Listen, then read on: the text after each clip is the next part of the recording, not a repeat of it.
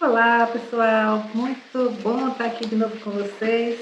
Dia frio, provavelmente vai estar um sonzinho de chuva. Não sei se vocês perceberam que nos outros vídeos o sonzinho era de um galo, galo cantando. E hoje vai ser um sonzinho de chuva e eu espero que o som de chuva, porque eu estou sem microfone ainda, não atrapalhe o vídeo de hoje. Então, o vídeo de hoje era um vídeo que eu já estava querendo fazer há algum tempo, que também se refere a tudo isso que eu tenho falado sobre forma, pensamento, sobre consciente, inconsciente. Toda tem tudo está muito ligado, sobre vibração, né? Está tudo bem ligado uma coisa com a outra. Tanto que eu vou pegar uma informação aqui do livro, Forma Pensamento, para a gente fazer uma recapitulação bem rápida. Vamos lá. Só para a gente recapitular, vocês lembram que eu falei sobre o livro, né? Forma Pensamento, que a gente ainda vai continuar falando dele. E nesse livro, a autora, ela fala claramente sobre o Dr. Baraduc, né? Que lá há 100 anos atrás, o Dr. Baraduc fotografou, né? Usou uma técnica de fotografar o que seria essa forma pensamento, né? Como ela fica assim, em volta da pessoa, como se fosse pontos. Vocês vão ver uma imagem que eu vou colocar agora desses pontos, né, que ficam flutuando. Que, ao meu ver, esses pontos são partículas. Né? Essa é a minha teoria de que são partículas. E sim, nós somos partículas também, né? Átomos, nêutrons, elétrons, tudo aquilo, tudo que existe, toda forma é a energia transformada, né? E a energia criando formas, né? E o nosso pensamento, como eu venho dizendo, ele também tem essa ele impulsiona a demanda de criação de formas. Tudo que existe no mundo, até esse canal aqui para falar com vocês, até essa possibilidade de atingir o mundo todo, alguém pensou. E isso é incrível, alguém pensou. Então, o Dr. Baraduc, vamos mais uma vez a imagem, fotografou e mostrou um pontilhamento, pontos e pontos. E quando ele me mostra, né, quando eu vejo esses pontos, eu me conecto muito com a questão das partículas que a gente, no olho humano, não vê. O nosso normal é não enxergar isso. Né? E a gente não vê esse mundo que transita aqui ao meu redor, e ao seu redor e ao redor de todo mundo. Que eu acho isso uma coisa divina de Deus, exatamente para que a gente experiencie o que está nesse plano, experiencie essa possibilidade, tanto que a nossa ferramenta, né, esses indumentários que a gente está aqui, é uma ferramenta de possibilidades, né, 5 sentidos. O cheiro, o ouvido, né, o olho para ver, né, e tudo, as mãos para tocar, o tato. Então a gente tem todas essas possibilidades. E quando eu ouvi, né, essa coisa claramente a coisa dessas bolinhas, essas bolinhas me remetem também ao que eu quero trazer hoje para vocês. Eu quero fazer esse link, tá? E aí sou eu, né, que eu estou criando uns links assim que eu acho que faz sentido, pelo menos para a gente refletir. Então, existe uma artista plástica renomada. Ela nasceu, hoje ela tem 96 anos, nasceu em 1929, então ela transitou por vários contextos, guerras e tudo mais, né? Então, imagina, e ainda é viva, está com 96 anos. E ela tem algumas características que eu vou mostrar agora que são importantes a gente falar. O nome dela é a Yayoi, não sei se eu vou acertar, tá, gente? Yayoi Kazuma. Depois eu vejo aí para qual é a forma correta.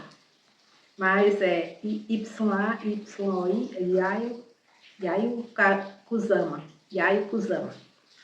Bom, ela além de artista, ela também é escritora. Tá? Mas o trabalho dela me chama muita atenção por algumas características. Quando ela era pequena, ela começou a dizer e afirmar que ela via bolinhas na frente dela, sabe? Então eram as bolinhas, era tudo. Ela olhava, via bolinhas, olhava para ela, via bolinhas, olhava no espelho, via ela cheia de bolinhas, e tudo que ela via, o mundo dela era de bolinhas. Isso passou a ser uma coisa assim que bem doentia, né? Tipo, talvez ela tivesse com obsessão por aquelas bolinhas, até porque era uma criança, mas ela foi crescendo e isso não passava, né? E dentro daquele campo, naquele momento, o diagnóstico era que ela era realmente, ficou determinado que ela tinha esquizofrenia. Então, porque ela tem uma percepção e visão diferente do mundo. Dentro dessa realidade, desse contexto que ela tinha essa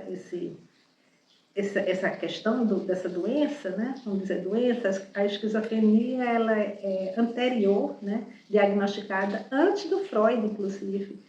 O Freud começa a trabalhar isso, mas quem mais ativa essa questão e tem um trabalho maior é o Jung, né? Porque o Jung consegue perceber que essa doença, né? Não sei se eu chamo de doença, essa demência mental, essa desordem mental, palavra milagre, essa desordem mental, ela faz parte do inconsciente, né? E é como se e aquilo, ela sai da consciência para uma inconsciência, ela está mergulhada na inconsciência. Mas eu também pergunto, se dentro dessa inconsciência existe alguma verdade que é o fato dela enxergar uma realidade diferente da gente, e ela enxergar uma realidade diferente da gente faz com que ela seja uma pessoa com vamos dizer, uma desordem mental, e nós somos os que estamos com a ordem mental, né? Então, hoje talvez a gente até possa questionar um pouco isso. É claro que a desordem mental existe,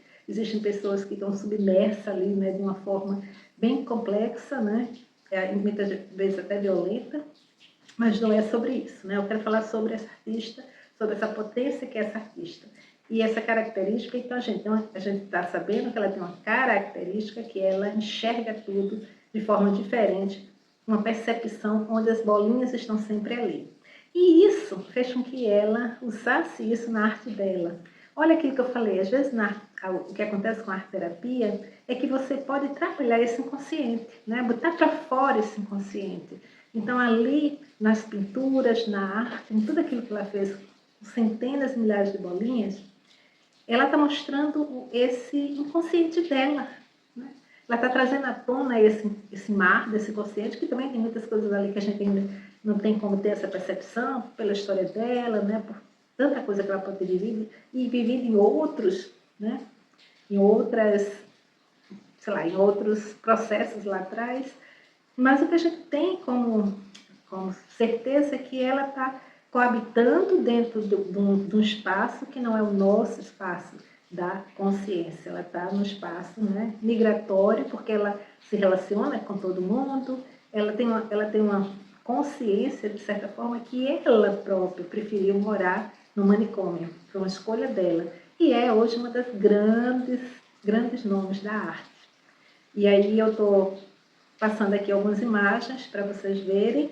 E uma coisa que eu tenho percebido, né, nesses processos de arte, onde ela expõe, e ela faz uma característica muito interessante, ela projeta os espaços para que a gente sinta essa percepção dela, tenha uma noção do que é estar, do que ela vê, né? E uma coisa que eu percebi, muito interessante, que eu acho que vocês vão perceber também, é o fato dela... são as crianças. O que eu queria dizer é isso. As crianças interagem com muita facilidade, né, com a arte. O adulto, ele recua, porque o adulto se sente, incomoda aquelas bolas, está naquele processo, é um incômodo para o adulto. Mas a criança, ela ama aquilo, ela interage. A gente, inclusive, está vendo pelas imagens o quanto as crianças elas se sentem tranquilas ali. Elas brincam com aquelas bolas com muita facilidade, né? Então, eu acho que aqui a gente tem, só para a gente entender, né, o nosso pensamento, né, é um pensamento, né, que ele pode extrapolar, né, o sentido do real para o universo do imaginário, né? E eu acho que essa artista, ela transcendeu muito mais do que isso. e não sabemos qual foi o ponto onde ela mergulhou, de fato, nesse inconsciente, de lá ela não quis sair mais, né? Então a gente não sabe qual foi o momento, mas aquilo também ela conseguiu fazer ela própria, criar um mecanismo de adaptabilidade, né, daquilo que ela vê, né? De conviver com aquilo. Então, assim, a gente tem aqui N possibilidades de pensar situações. Olha, o pensamento, o nosso pensamento pode se expandir aqui, né? Para que a gente possa compreender o que é esse universo do inconsciente, né? Esse marzão que muitas coisas estão ali e como a Alice diz, é melhor caminhar pelas beiradas, né? Porque se você penetrar, você talvez não consiga voltar ao que essa consciência, né, de estar nesse plano, de conviver com tudo isso aqui. E eu não vou entrar em detalhes do que poderia ter feito ela entrar nesse processo de submersão, mas ela conseguiu fazer uma adaptabilidade para a convivência nesse processo onde nós estamos, né, na consciência. Ela criou uma consciência de lidar com esse mundo que ela vive, da inconsciência, um mundo que eu vou chamar de inconsciente, né, que não sei o que eu chamo, que é muito profundo, esse mundo muito profundo, onde de repente não é só uma loucura, é uma visão a mais. É isso que eu fico me pensando. Se o mundo é cheio realmente de partículas, talvez ela seja, talvez lá na frente a gente comece a entender que talvez ela não seja, ela não tenha realmente uma desordem mental, né? E que nós rotulamos.